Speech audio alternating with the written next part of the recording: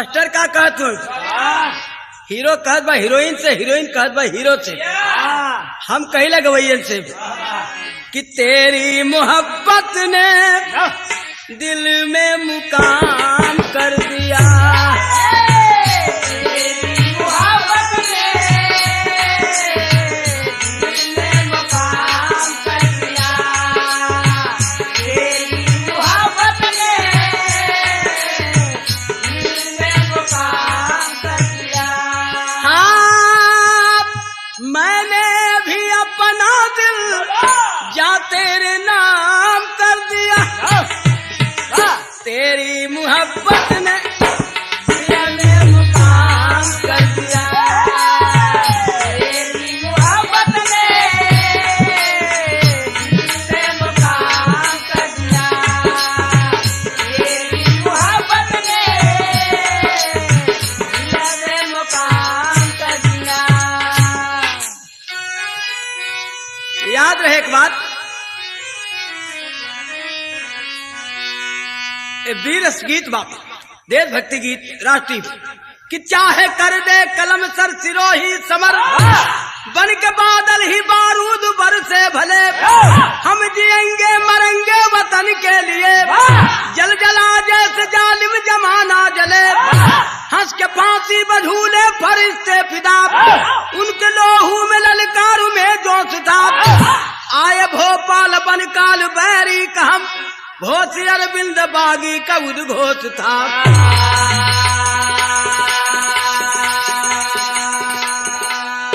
इतिहास में बड़े बड़े बागी हुए और अरविंद घोष बागी का नाम इतिहास में कभी ने ढूंढ के निकाला। कितने लोग वतन के लिए मरे, नाम छिप गया, लेकिन ये ढूंढ करके निकाला, लेकिन ये तरज बदल गई। बाप तरज है बाप,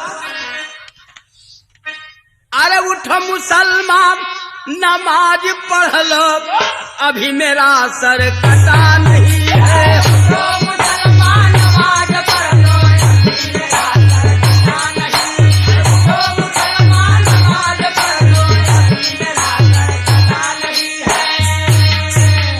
तरज है बाप, लेकिन गाना का भाव बाप कि सोए सिंह की मूछ पकड़ कर घमंडी चूहा जगा दिया, मूछ पकड़ के घमंडी चूहा जगा दिया, मूछ पकड़ के घमंडी चूहा जगा दिया,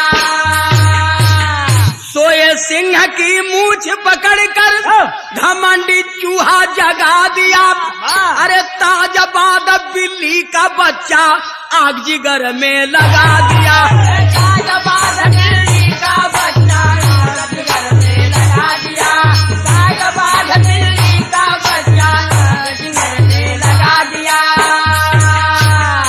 तो जीना है अगर जवानों,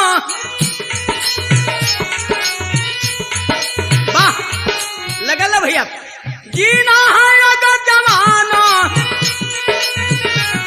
दुनिया में जियो कदर से, कब तक गुलाम रहोगे, सिर झुका मौत के डर से, एक दिन तो जान जाएगी, निश्चय ही मौत आएगी,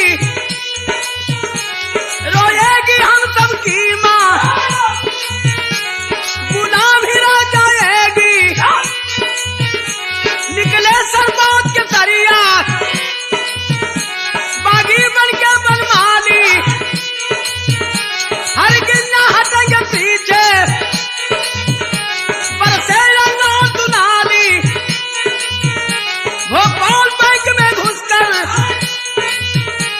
गुमनाम डकैती डाले, मिल गई सफलता भारी, दुश्मन के मुंह भटका ले, रमेश क्रांतिकारी,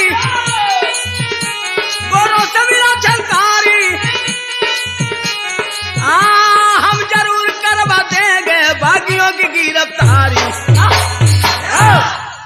ए भैया अरविंद घोष पार्टी बना करके धरती को छुड़ाने के लिए प्रयत्नशील हुआ, लेकिन उसी समय रमेश नाम का उनके पार्टी का ही आदमी जो अपनी धरती का पैदा हुआ था, लेकिन गुलामी गोरों की करता था। तरज बदल गिल बात तनी तनी बढ़ला मास्टर वीर रस तनी चप जा उरत है कि पिया मोर कुमरा कन्हैया बनावे बसुरिया बजाई के। पिया मोरा कुंवरा कन्हैया बनावे बसुरिया बजाई के। पिया मोरा कुंवरा कन्हैया बनावे बसुरिया बजाई के। अरे भाई बनी गईले मुदैया डुबावे बीच धारा में नैया। भाई बन गईला मुदैया डुबावे धारा में नैया। भाई बन गईला मुदैया डुबावे धारा में नैया। आप जननी के आंचर में लगाए देहन दागी। जननी के आंचर में लगाए देहन दागी। जननी के आंचर में लगाए देहन दागी। अरे कैसे बुझाई प्रीतिया कयागी। कैसे बुझाई प्रीतिया कयागी। कैसे बुझाई प्रीतिया कयागी। आंसू बहा में भरत मैया डुबाई दिल धारा बीच नैया। आंसू बहा भारत मैया डुबाई दिल धारा नैया। आंसू बहा भारत मैया डुबाई दिल धारा नैया। रमेश जाके अंग्रेजों से मिल गया, लेकिन ये भैया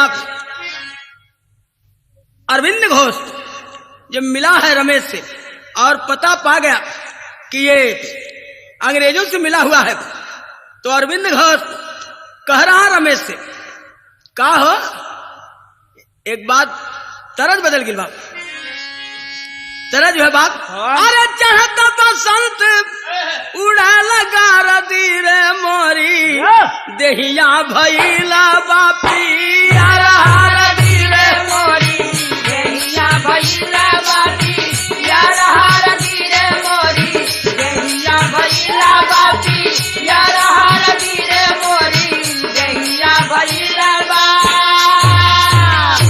रमेश से कहा लग रहा है अरविंद का कहे कि दुल्ही का भैया मत बताया कोई से हो लावा साफ पर छाई किलावा साफ पर छाई ले लाया जब बहनोई से हो लावा पर छाई साफा लेला बहनोई से हो लावा पर छाई साफा लेला बहनोई से हो लावा पर छाई। मतलब चुपके चुपके पैसा अंग्रेजन से ले ला और मजे के लावा पर छाई खूब तुहार बन जाई। एक एक कहना छाया बात कि दुल्ही का भैया मत बताया कोई से हो लावा पर छाई साफा ले ला बहनोई से हो लावा पर छाई साफा लेला बहनोई से हो लावा पर छाई साफा लेला बहनोई से हो लावा पर छाई।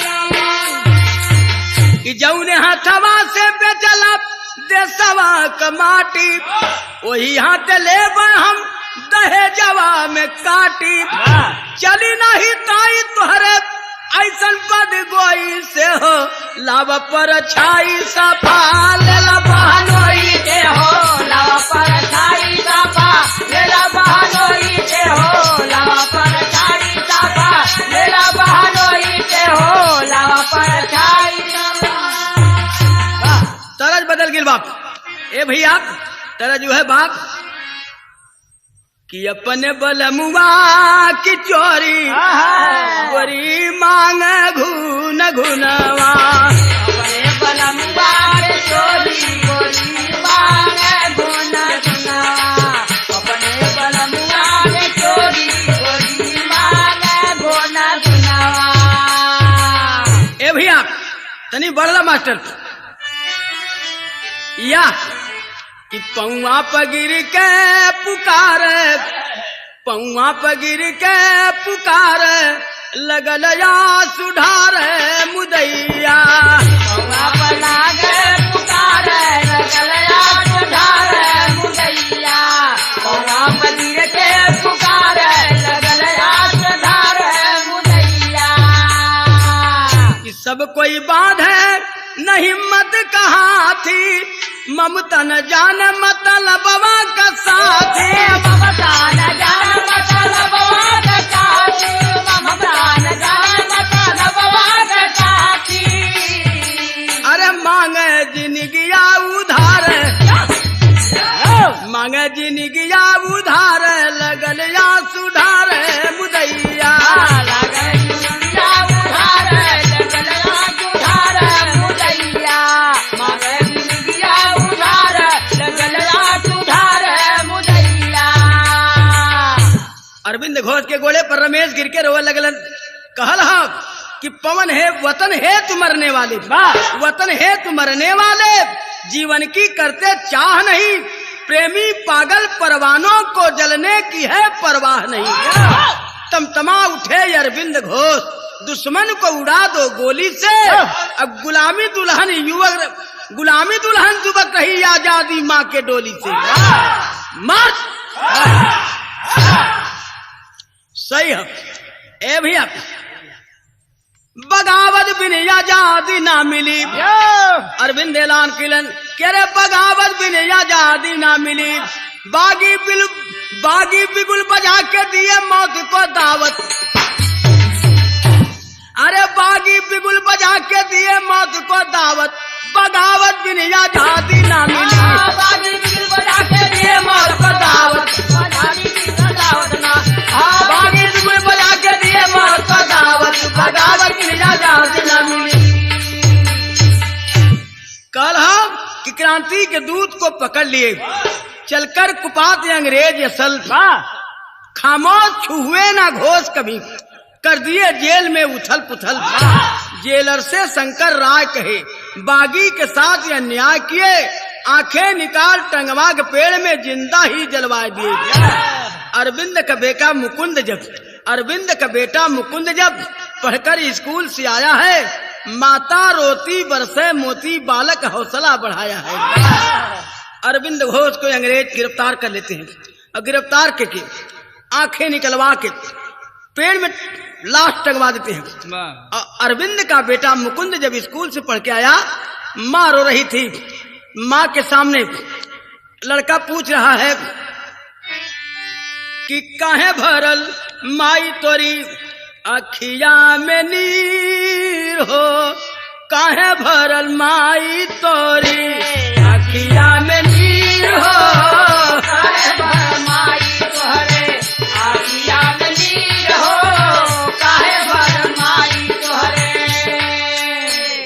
काहे भरल माई तोहरे अखिया में नीर हो, मर के अमर होल दुनिया में वीर हो, मर के अमर होल दुनिया में वीर हो, मर के अमर होल दुनिया में वीर हो, मर के अमर होल।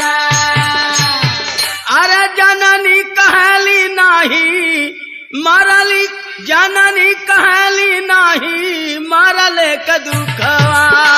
जननी कहली नाही मरले का दुखवा, जननी कहली नाही मरले का दुखवा।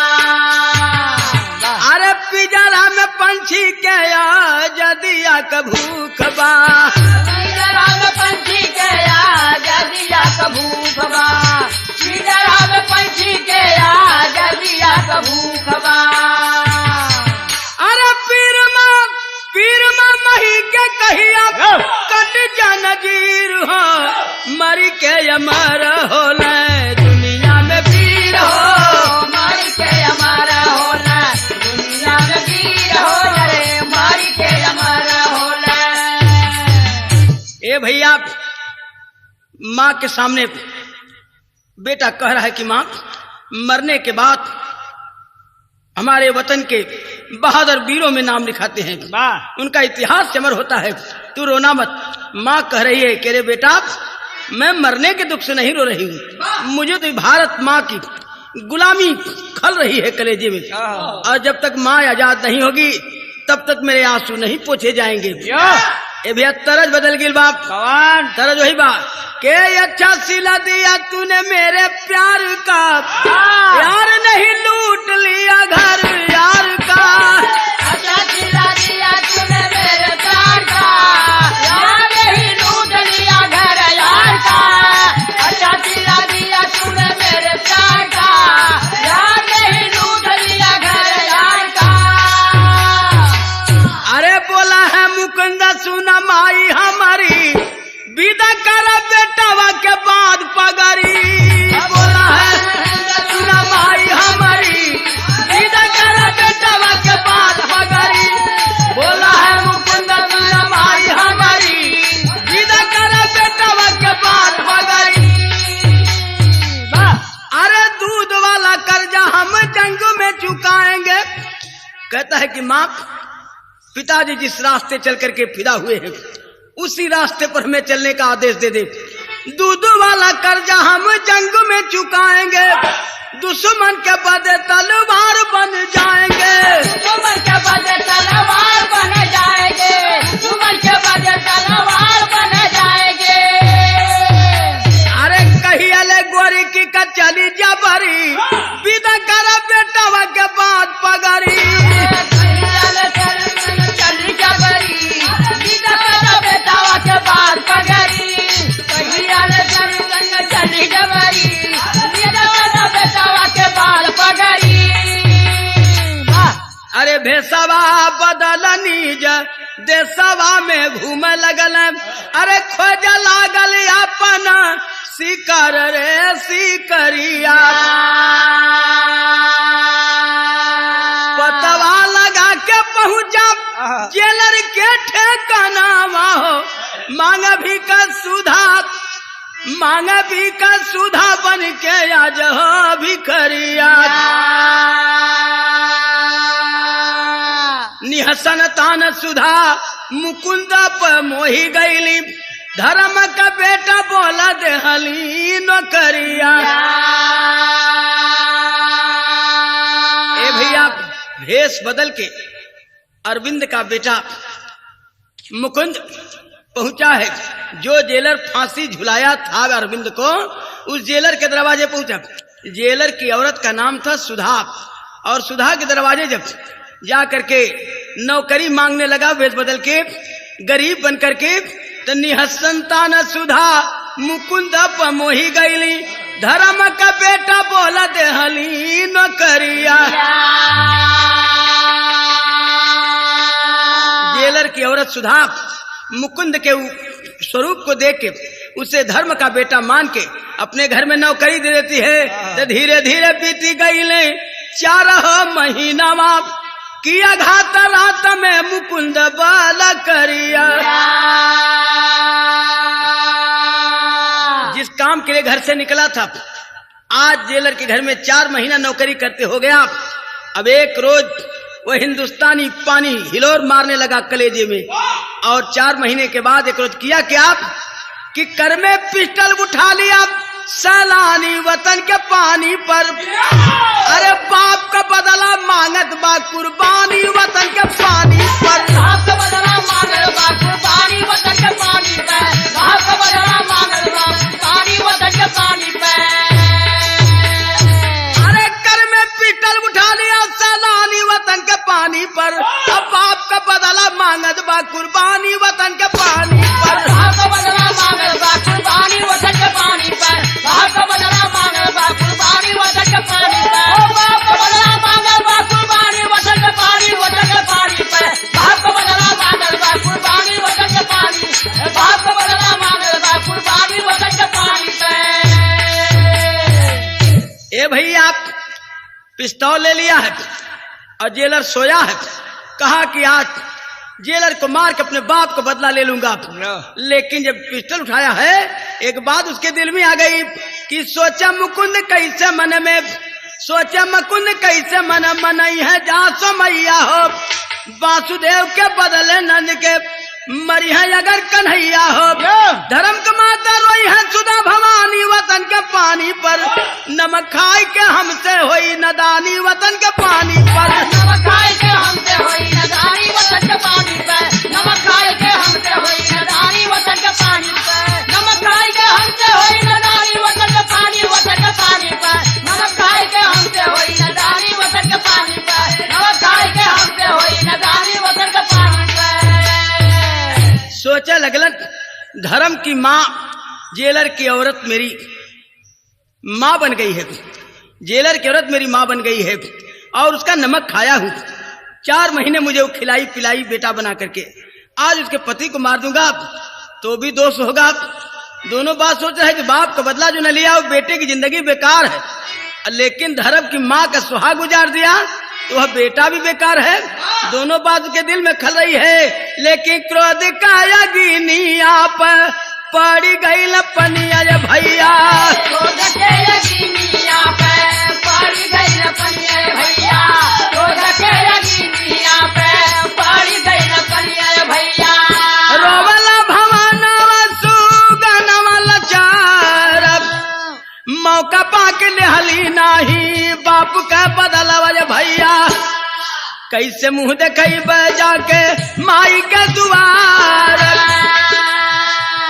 अरे सुन के रुदन शंकर राय जागी गई ल भैया, सुन के रुदन शंकर राय जागी गई ल भैया, सुन के रुदन शंकर राय जागी गई ल भैया।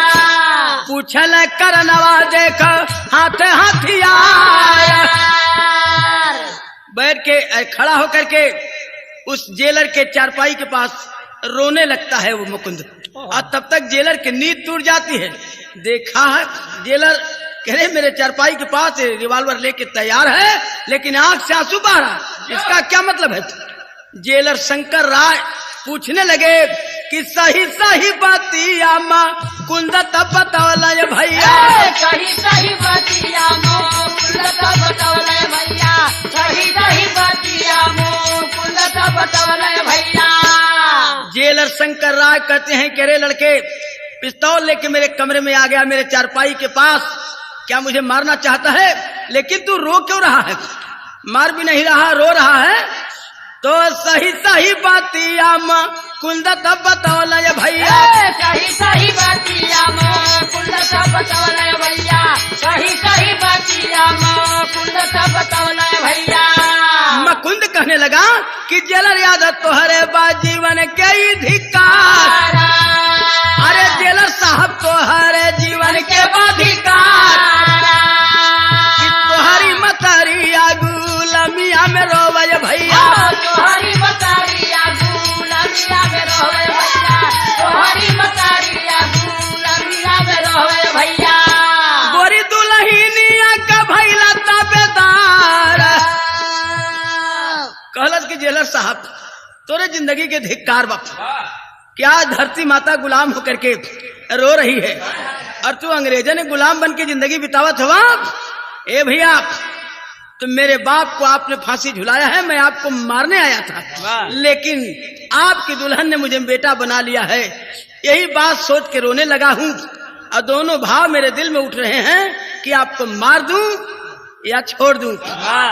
अरे छीन लिए बालक से पिस्टल, गरज के बोले शंकर राय मुझे मारने आया बेटा, दिया बदन में जो जगह जन्म गया एक बागी आ गई, समझ ले मर गए शंकर राय, पेट बदे हम पापी भैली, मरली अपन धर्म के भात, अब न गुलामी करब कोई के, अब न जी अब गद्दार कहाँ बन के अब यार पिंड घोत हम, मारम उदय के दौड़ात।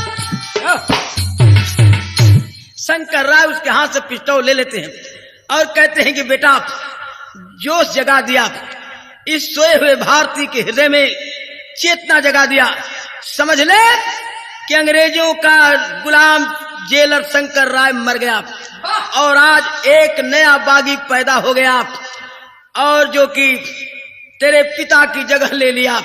मुझे आज से अरविंद घोष समझना और याद रहे कि अरे धन धन देवी जावन देहाली जन्मवाए बेटा।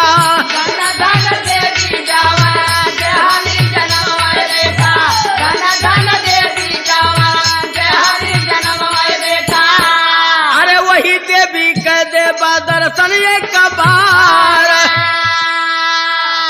वही देवी के करब दर्शन एक बार। बेटा जिस देवी ने तुझे जन्म दिया है जरा उस देवी का दर्शन करा दे, जिसका सुहाग मैंने उजाड़ा है, मैं उस देवी को देखना चाहता हूँ। तो शंकर के साथ है तब मुकुंद गए भवनवय भैया, माई का चरण लिया छुअल मन मार। अरे जननी कहे कि बेटा कैसे कइल भैया, कि बेटा कैसे कइल भैया। जननी कहे कि बेटा कैसे कइल भैया। मर गयल जे लड़की आज बचल संसार, हथवा के जोड़ शंकर राय कह लगल भैया। हथवा के जोड़ शंकर राय कह लगल भैया। हथवा के जोड़ शंकर राय कह लगल भैया। ए भैया माँ पूछती है कि बेटा जिस काम के लिए तुम्हें भेजा था वो काम हुआ कि नहीं? 4 महीने बाद तू लौटा है, तो एक बात बता दे उस जेलर को मारा कि नहीं जिसने मेरा सुहाग उजाला था? और तब तक से शंकर राय हाथ जोड़ के कहलन कि क्षमा कर देवी मालवतिया हमार। शंकर राय हाथ जोड़ कहने लगे अरे देवी तेरा सुहाग उजाड़ने वाला मैं हूँ, लेकिन जो जेलर तेरा सुहाग उजाड़ा था वो मर गया है, एक नया बागी पैदा हुआ है बहना। याद रहे एक बात, अरे बहिनी मर गए जेलर व्याधा, भाई बन रखा मर्यादा, बाधा राखी भर नया नवा बिरा नवा के नाम।